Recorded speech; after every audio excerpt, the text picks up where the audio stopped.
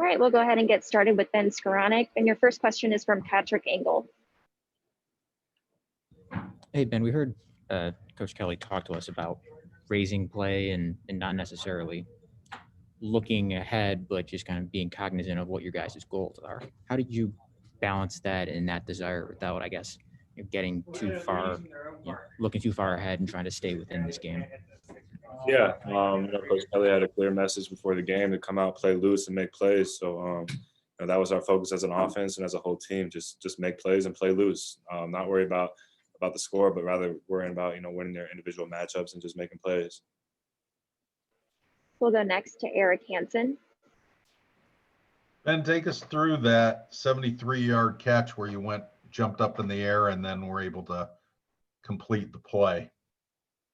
Yeah, it's just a simple go route. I kind of had a good feeling Ian was going to come to me on that play, and really just comes down to winning your one-on-one matchup and making the play.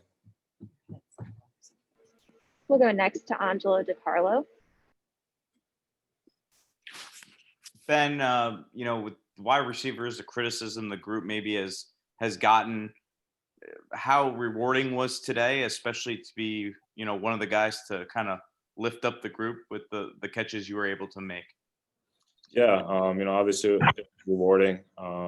Making plays on Saturday is always rewarding when you practice so hard. All the way throughout camp, and then every single week, practicing hard. So, Coach Alexander had a clear message. It's time to show up on Saturdays and make plays.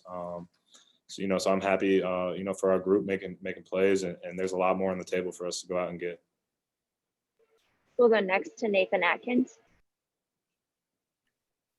Hey, Ben, last week you said winning's all that matters. This week, you get the game ball. You have one of the best games of your career. I know winning matters a lot, but that's got to feel pretty good, huh? Yeah, obviously it feels good. For me personally, getting off to a very slow start to the season with some injuries, but coming out today and being able to make some plays to help the team win, obviously feels good. We'll go next to Tyler James. Ben, you've gotten a chance to know Ian pretty well this offseason and into this season. How much do you feel like you being able to go out and make some plays like you did with the receiver group and maybe encourage him to sort of just let it rip in the future and have some faith in you guys? Yeah, when you catch the ball and help your quarterback out, you start building some trust with them, and then he maybe starts looking to you, more often and stuff. So, Ian had a great game. He's a great quarterback. So accurate. He's a winner. So just being that reliable target for him is what I want to be, and helping the team, win games. We'll go next to Hayden Adams. Hey, Ben. The wide receiver position have been struggling. You guys had a good showing tonight, but Kyron caught a couple passes. Mayer obviously had a good game. What does that do when you have such a wide variety of guys who can really, be threats in the passing game? Yeah, Coach Reese, before the game, he said, I don't care who's in. Every single one of you guys out here is going to have to make plays today. So, having so many guys who can make plays, I think it's very hard for defenses.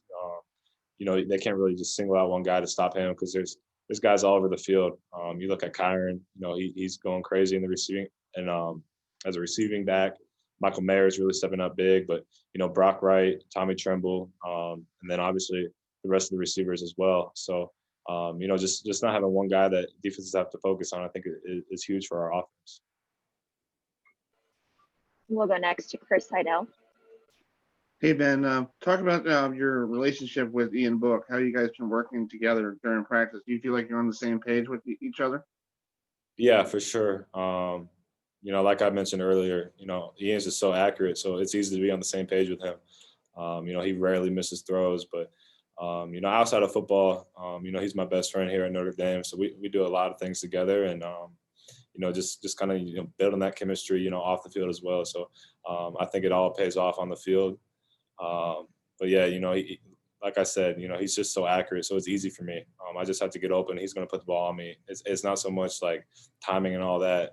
When we first started throwing together, we just clicked. So yeah, I love him as a quarterback, and I think he's a damn good football player. We'll go next to Patrick Engel. Hey, Ben, obviously, maybe not the circumstance you might have envisioned upon getting a bigger role or more important role or anything like that with Kevin's injury, but how much of this or your, I guess, heightened sense of urgency as a team, but for you in particular, was yourself thinking, I have a bigger opportunity and we really need, that many more guys to step up with after losing Kevin? Yeah. I'm sick for Kevin. He's worked so hard, doing all the right things. I just feel terrible for him. But when somebody goes down, somebody has to step up.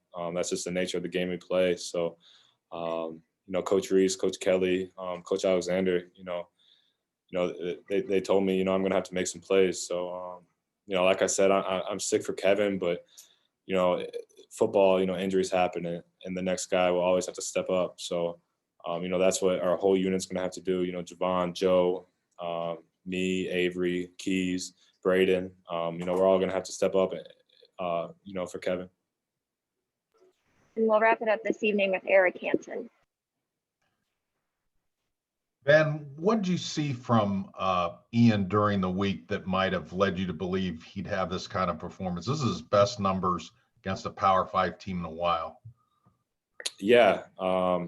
Ian last Saturday night, we were hanging out after the game and I could just see the frustration on his face. And, on Sunday, Monday, Tuesday, Wednesday, Thursday, he came in, locked in every single day, just doing the extra things, studying extra film, just communicating more.